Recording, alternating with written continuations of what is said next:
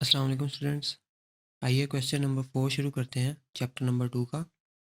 A tennis ball is hit vertically upward with a velocity of 30 metre per second. एक tennis ball को vertically upward hit किया 30 metre per second की velocity से। It takes 3 second to reach the highest point, और 3 second में वो highest point पे पहुंचती है। Calculate the maximum height reached by the ball. तो बॉल ने जो मैक्सिमम हाइट अटेन की वो हमें कैलकुलेट करनी है। And how long will it take to return to ground, और दोबारा ग्राउंड पे वापस पहुंचने के लिए वो कितना टाइम लेगी, हमने वो भी कैलकुलेट करना है। तो सबसे पहले इसे हम डायग्राम से देखते हैं कि क्वेश्चन की स्टेटमेंट में हमें क्या बताया गया है और हमें क्या कैलकुलेट करना है। पॉइंट नंबर ए से जब हमने बॉल को हिट किया, बॉल की वेलोसिटी की डायरेक्शन अपवर्ड थी, और इस पे जो ग्रेविटेशनल एक्सेलरेशन एक्ट कर रहा था वो डाउनवर्ड था। तो जब भी एक्सेलरेशन और वेलोसिटी की डायरेक्शन ऑपोजिट हो तो वेलोसिटी हमेशा डिक्रीज़ करती है। और यहाँ पर भी ऐसा ही होता है, जब हम बॉल को अपवर्ड हिट करते हैं तो उसकी वेलोसिटी कम होती होती एक पॉइंट पे ज़ीरो हो जाती है, और उसके बाद बॉल दोबारा नीचे की तरफ मूव करना शुरू कर देती है। वो जो पॉइंट होता है जहाँ पे वेलोसिटी ज़ीरो होती है, ये पॉइंट बी पॉइंट, वो मैक्सिमम डिस्टेंस होता है जो बॉल रीच कर सकती थी अपनी इस मोशन के दौरान। उसके बाद वो उसकी डाउनवर्ड मोशन शुरू हो जाती है।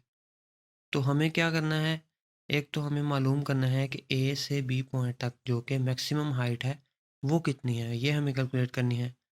और बी हमें क्या मालूम करना है कि ये बॉल जब हिट की तो उसके बाद कितने टाइम के बाद ये बॉल मूव करती हुई ऊपर गई, नीचे आई, कितने टाइम के बाद ये दोबारा उसी पोजीशन पे आएगी, यानी कि ग्राउंड पे पहुंच जाएगी। तो उसने हमें एक साइड का पॉइंट ए से बी तक का जो ड्यूरेशन थी या जो इसकी मोशन थी बॉल की, उसका उसने हमें टाइम बताया है कि 3 सेकंड्स लिए बॉल ने पॉइंट ए से पॉइंट बी पे जाने के लिए। और अगर हम टोटल टाइम मालूम करना चाहते हैं कि पॉइंट ए से बी और फिर बी से सी पे बॉल पहुंची तो कितना टाइम लगा, उसके लिए हमें क्या ज़रूरत है, हमें पॉइंट बी से सी तक पहुंचने के लिए भी टाइम कैलकुलेट करना होगा कि पॉइंट बी से सी तक पहुंचने के लिए कितना टाइम लिया उसने। अगर हम ये टाइम मालूम कर लें तो हम ये पहले वाला पॉइंट जो उसने हमें बताया कि पॉइंट ए से बी तक जाने के लिए 3 सेकंड थे, उसी टाइम में हम बी से सी तक आने के टाइम को ऐड कर दें तो हमारा टोटल टाइम हमें पता चल जाएगा कि कितना टाइम बॉल लेगी दोबारा ग्राउंड पे पहुंचने के लिए। तो हम गिवन डाटा लिखते हैं इसका कि हमें क्या क्या चीज़ गिवन है, और फिर हम इसकी आगे कैलकुलेशन करेंगे।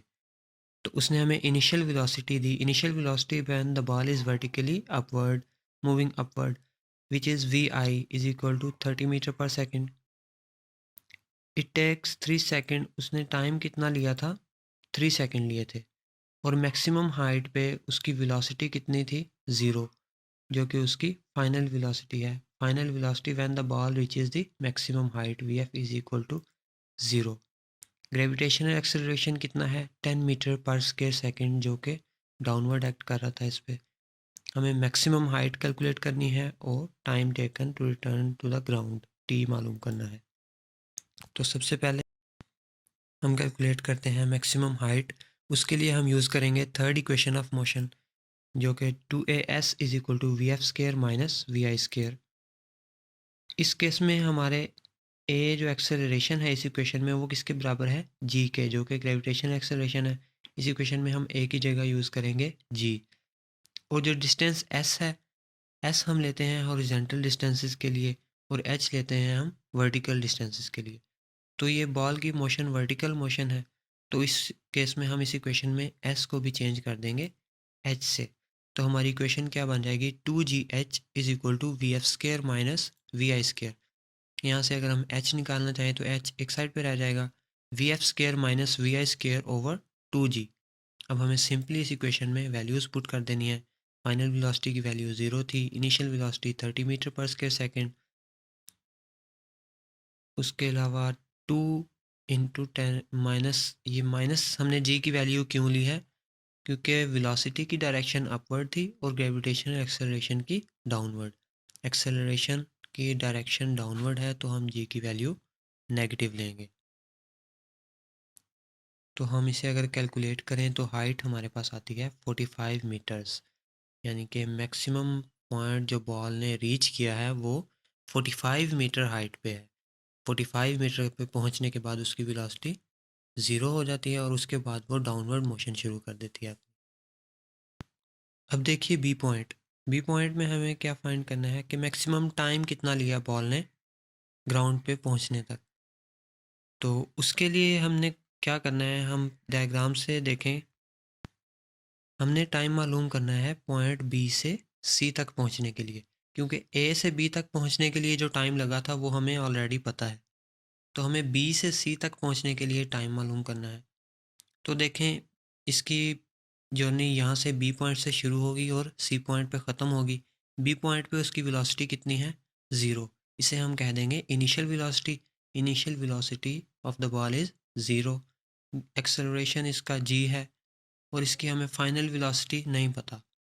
वो अगर हम फाइंड करना चाहें तो हमें कैलकुलेट करनी है, लेकिन हमें सिंपली टाइम मालूम करना है कि कितना टाइम ये लेगी। तो उसके लिए हम देखते हैं कौन सी इक्वेशन यूज़ करनी है।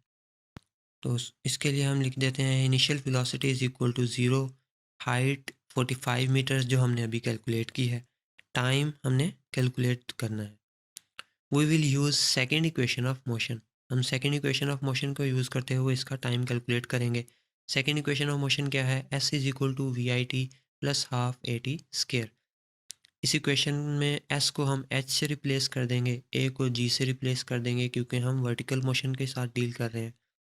अब हम इसमें वैल्यूज़ पुट कर देते हैं। हाइट की 45 मीटर्स, इनिशियल वेलोसिटी ज़ीरो थी, plus 1/2 10 metre per square second T square. G की वैल्यू हमने पुट कर दी इसमें। 45 is equal to 1/2 10 metre per square second into T square. इसे अगर हम सिंप्लीफाई करें तो T square is equal to 9 के इक्वल आता है। T square is equal to 9, T is equal to square root of 9। तो हम इसका स्केयर रूट लेंगे तो हमारे पास दो वैल्यूज़ आएंगी टी की। T is equal to +-3। क्योंकि टाइम कभी भी नेगेटिव नहीं हो सकता तो हम टी इज इक्वल टू -3 को निगलेक्ट कर देंगे, एक्सक्लूड कर देंगे। तो हमारा जो आंसर आएगा टी इज इक्वल टू 3। ये पॉइंट बी से सी पर पहुंचने के लिए जो टाइम हमें लगा है वो 3 सेकेंड्स आया है। अब हम टोटल टाइम कैलकुलेट कर लेते हैं कि बॉल ने टोटल टाइम कितना लिया। तो वो टाइम ए से बी पॉइंट पर जाने के लिए प्लस बी से सी पॉइंट पर जाने के लिए, वो दोनों 3 सेकंड्स थे। तो हम इन दोनों को ऐड कर देंगे तो हमारा टोटल टाइम आ जाएगा कि बॉल कितने टाइम के बाद ग्राउंड पे दोबारा हिट करेगी। सो वो आता है T is equal to 6 seconds.